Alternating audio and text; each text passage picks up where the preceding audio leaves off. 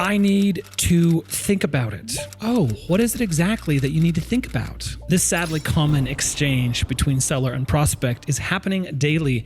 And if you are simply using that objection overcome, what do you need to think about exactly? You are leaving money on the table. My name is Drew Long. I run the company Sales by Tomorrow, and I've built sales teams to over 8 figures and 150 sellers, and everything I'm about to teach you comes from that experience. This guide is going to train you on how to make sure your prospect never ever needs to think about it ever again.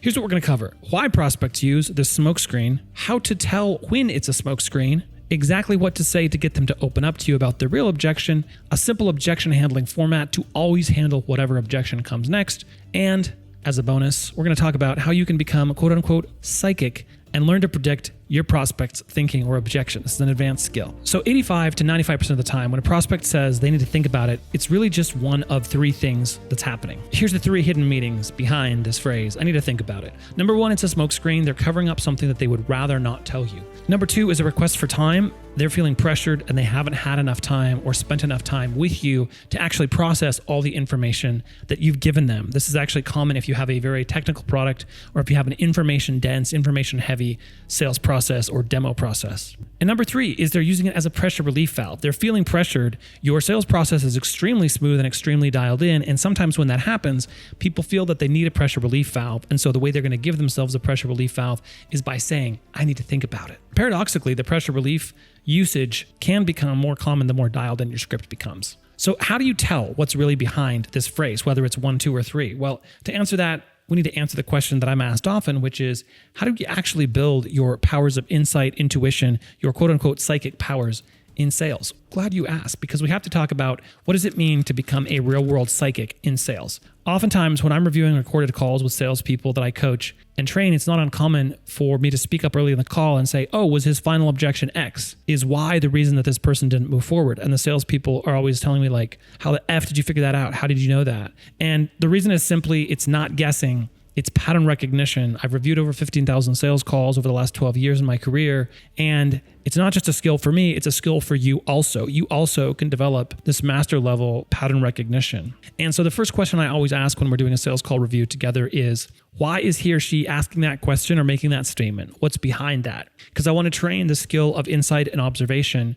I want to train you to figure out, why is this person asking this question? What's behind the question behind the question? And once you ask yourself that enough times, you are going to become very skillful in understanding what people are really asking when they ask a superficial or surface level question, or when they make a superficial statement. You're going to be able to dig down beneath it and figure out what's actually underneath that question or statement. You see, if you want to become masterful at sales and maximize your checks every single month, you need to learn how your prospect thinks, and you need to learn to predict their thinking and understand the human motivations behind all questions.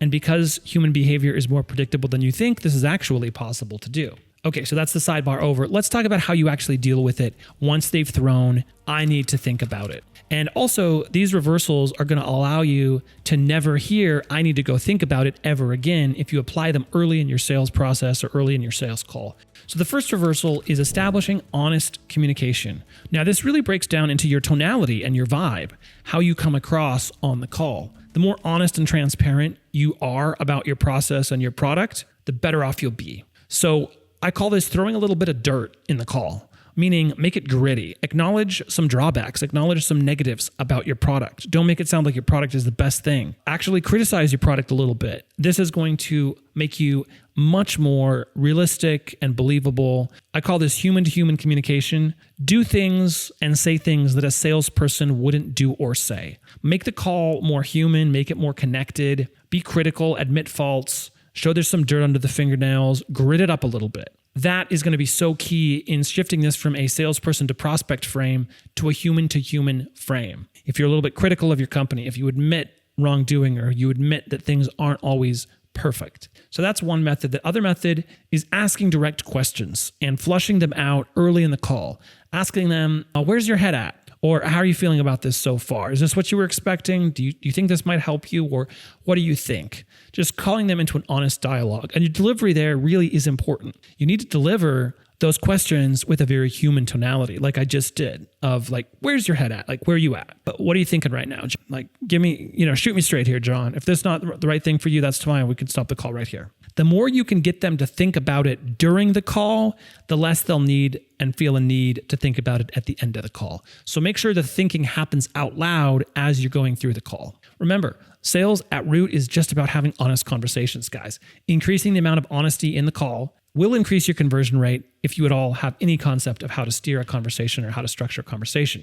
That brings us to reversal 2, which is creating time and space. Now, I know you thought you weren't in charge of time and space, but you are actually in charge of time and space because you're a salesperson, and salespeople are in charge of time and space, at least in the limited domain of their sales calls. So if you're going too fast, if you're talking too much, if you're not listening enough, the prospect will feel rushed and they will tell you, I need to think about this and try to get off the call. You need to slow things down and create time dilation by allowing expansion space. And let me describe what expansion space is. It's going to get the comfortable prospect with you. It's going to allow them to expand into the space you create, and it's going to let them ruminate live on the call with you. Again, what I just said, get them thinking during the call. Well, expansion space allows you to do that. Well, what is expansion space? Next time you go into a mall or you go into a retail store, or even a grocery store, you will notice there's always expansion space at the front of the store. And this is deep human psychology. There's literally more room in the front for people to move around than in the back of the store. It gets more in depth and things get more crowded the farther you penetrate into the store. Well, why would that be? It's because psychologically, when humans are hunting, gathering, foraging, we feel safer when we can see our surroundings and there's space around us to move and maneuver. So that's why we suck people into stores by giving them enough space to not feel crowded and to breathe. If you ever walked into a store and it wasn't set up this way and it was set up with dense, crowded shelves all around the entrance, you probably left pretty quickly because you're like, well, I can't breathe in here. I don't want to buy anything here. It doesn't feel safe. So do the same thing in your call. The difference on your call is they can be information heavy up front, but they need to expand into more space towards the middle and the end of the call. You're going to provide more expansion space the more heavy lifting cognitively your prospect has to do. Now we're into reversal number 3. We're going to avoid them feeling pressured by allowing them to take mental ownership on the call as follows. You'll notice that sometimes if you have a really polished sales script and it's really dialed in, like some of the sales scripts I've created that convert at 40 or 50 or even 60% or 70% beyond, there is a new problem that comes up, which is the salespeople get so grooved in and so dialed in that it just feels like a roller coaster to the credit card that the prospect can't get off if they wanted to. And this is where success actually becomes a problem because you become a victim of your own success because it's so polished, it feels like it's a ride that they can't get off. And you don't want that. This is why I'm saying you guys need to add a little bit of human grittiness to it, add some improv, add some unscripted back and forth into the sales call at times when it's not going to hurt the sales process. Again, this is where sales is an art, not just a science. But here's what I meant about mental ownership. You're going to make sure they take a mental test drive. Get them to take possession of the product in their mind. Walk them through using it. Walk them through profiting by it. Oh, after you've done your first deal with us, what is that going to look like, feel like, smell like, etc.? Like, oh, after you've learned everything we have to teach you, what's the first thing you're going to do with it? Or what is your strategy with using this information or with using this funding or with using this product or whatever it is? Build what's called pre-contemplation. Now, pre-contemplation is before we do anything that changes our lives, we think about it beforehand and we go back and forth and we think of the pros and we think of the cons. And you want to do this in the call. The more they hear themselves talking about using the product, about getting the product, about putting the product into practice, the more ready they will be to buy it. People can literally talk themselves into a decision. That's all we ever really do is we mentally talk ourselves into a decision of doing something, and that's pre-contemplation. So the more you can trigger pre-contemplation and guide and invite pre-contemplation throughout the call, the better off you'll be, the farther down the funnel they'll get to finally the buying state. Use pressure relief valves throughout to make sure they don't get into a high pressure cooker state at the end of the call. Saying things like, oh, of course, it's totally up to you, or, you don't have to do any of this. You don't have to do this at all. You don't have to go into this program. You don't have to get to XYZ goal that you told me you wanted. You don't have to learn XYZ skills. You don't have to embark on this journey at all. It's totally up to you. These are pressure relief valves that will help people not feel pressured and paradoxically will make it more likely that they will want to step forward.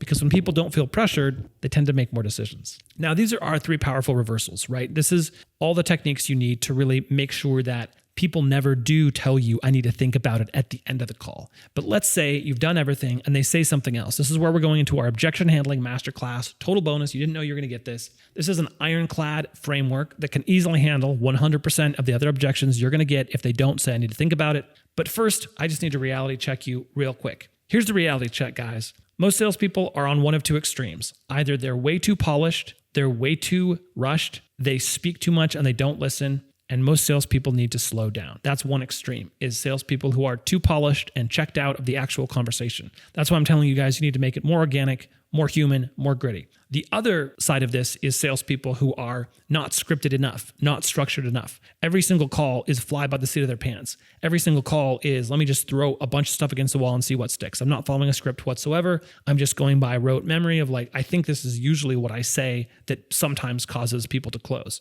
Well, those people are screwed as well. If you're too polished and you're too locked into your script, you're not going to convert well. And if you're not at all polished or not at all locked into any script, you're also not going to convert well. You need to be somewhere in the middle where you have a script that you follow it rigorously, you follow an SOP because it's proven to work, but also you're throwing a little bit of your own English in every single time, not going off the script, not completely disregarding the script, but bringing your personality to it. So it's a little bit more like improv than just literally reading word for word. Hopefully that makes sense. But most salespeople, I will tell you, can double or triple your income just by slowing down, not rushing, asking more questions, listening more, providing more space for the prospects to speak more, giving them a little bit of information, letting them digest it. I call it the baby bird methodology. Give them a tiny little crumb that they can eat and digest and make sure that they've digested it completely before you give them the next bit of information or the next part of your script. And then make sure they digest that before you give them a third piece. Way too many salespeople come out here with a bag of bird feed and just dump it all over the baby bird. And like 2 pieces go in the baby bird's mouth and the rest just fall off it. And then of course, no wonder you don't have a successful sale because you just like rained bird feed on this poor little bird and it can't eat it. Here's, if they still say, I need to think about it, use the following phrase. Tell me more. Tell me more about that. What do you mean when you say I need to think about it? You're going to invite them to elaborate. You're going to listen very carefully. You're not going to launch into objection battling, but you're going to first draw out their thinking, draw out their reasoning. And usually they'll start telling you more. And the more that they tell you is usually they'll pivot to one of the common objections that you've already trained how to deal with. Too expensive, or I don't have the budget, need to talk to my partner, need to shop around, timing's not right because of internal factors, timing's not right because of external factors, or I don't trust you, you haven't convinced me you can deliver. So here's how we're going to handle every single one of these with a very simple phrase, and that phrase is, the obstacle is the way. This format will work in about 80% of cases when you have an objection. The other 20% I'll cover in a moment, but we're going to call this the obstacle is the way. Your objection is the reason you need to do this. For example, okay, so I hear you saying it's too expensive, but isn't that lack of cash flow the actual reason you need to do this so that you won't have to worry it and watch your cash flow as closely in the future? Or flip the internal resource objection. Let's say we're getting the internal resource objection. So I hear you saying you need to wait until your team has more time to do this, but isn't that lack of internal resources the actual reason you need to do this so you're not as dependent on the internal team? Or let's say that they are waiting for the perfect timing. So I hear you saying you need to wait until the market conditions are perfect, but isn't that the whole problem, that the market conditions have never been perfect before, which is why you've still never done this, despite all signs pointing to the fact that you need to do this? You get the concept. Now, the above format will work with some slight modifications for about 80% of all the objections.